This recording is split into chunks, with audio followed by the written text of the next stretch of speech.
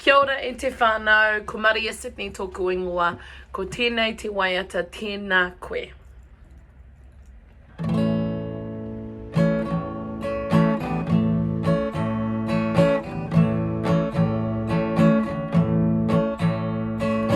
Tēnā koe, hello to one, tēnā korua, hello to two, tēnā koutou, hello to all, haere mai everyone, welcome everyone. Tēnā koe, hello to one, tēnā korua, hello to two, tēnā koutou, hello to all, haere mai everyone, welcome everyone.